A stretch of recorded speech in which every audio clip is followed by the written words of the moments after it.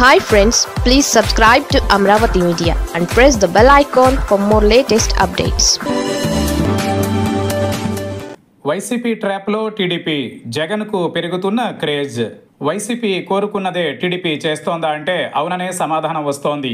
ఎన్నికలలో దారుణ పరాజయాన్ని మూటగట్టుకున్న వైసీపీని దాని మానాన పోనిచ్చి ఉంటే ఇవాళ ఆ పార్టీ ఎలా ఉండేదో చెప్పలేం. కానీ వైసీపీ రాజకీయంగా తిరిగి యాక్టివ్ అయిందంటే ఆ ఘనత మాత్రం టీడీపీదే. రాజకీయంగా బలహీనపడిన వైసీపీ తిరిగి పుంజుకోవడానికి టీడీపీ అనుసరిస్తున్న విధానాలే కారణం. వైసీపీ ట్రాప్లో టీడీపీ పడిందని చెప్పొచ్చు. ఎన్నికలలో ఘోరంగా ఓడిపోయిన వైసీపీ నాయకుల్ని మరింత బెదరగొడితే అసలు ఆ పార్టీ చిరునామా గల్లంతవుతుందని టీడీపీ నేతలు ఎత్తుగడ వేసినట్టున్నారు. అయితే టీడీపీ అనుకున్నదొకటి, జరుగుతున్నదొకటి. వైసీపీ నేతల భయం 3 నెలల ముచ్చటే అయింది. పదే పదే వైసీపీని కేసులతో భయపెట్టాలని చూడడం ప్లాన్ ఫెయిల్ అవుతున్నా ఎందుకనో టీడీపీ గుణపాఠం నేర్చుకోలేకపోతోంది. పొదిలి, గుంటూరు, పల్నాడు, బంగారుపాళెం ఇలా ప్రతి చోట వైఎస్ జగన్ పర్యటనలను పోలీసుల్ని అడ్డుపెట్టి ఏదో చేయాలని చంద్రబాబు సర్కార్ ఎత్తుగడ వేసింది.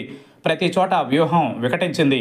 చంద్రబాబు సర్కార్ ఆంక్షల పేరుతో జగన్ పర్యటనలో జనం పాల్గొనకుండా చేయాలని అనుకోవడం, రెట్టింపు సంఖ్యలో వారు వస్తుండడాన్ని చూశాం. తాజాగా జగన్ నెల్లూరు పర్యటనలోనూ అదే రకమైన ఆంక్షలు విధించడం ఆశ్చర్యం కలిగిస్తోంది. 4-5 చోట్ల జగన్ పర్యటనలను అడ్డుకోవాలనే ప్రయత్నాలు విఫలం కావడంతో పాటు మరింతగా జనం వెల్లువెత్తుతూ వైసీపీలో జోష్ పెంచుతున్నామనే స్పృహ టీడీపీలో లేకపోవడం ఆశ్చర్యం కలిగిస్తోంది.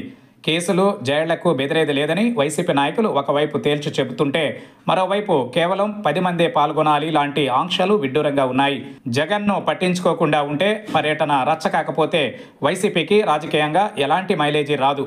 కానీ తెలిసి వైసీపీకి, జగన్కు రాజకీయంగా టీడీపీ విపరీతమైన క్రేజ్ తీసుకొస్తోంది. వైసీపీ ధైర్యాన్ని పరీక్షించాలని ప్రతి సందర్భంలోనూ అనుకోవడం అవివేకమని పాలకులకు ఎవరు చెప్పాలి?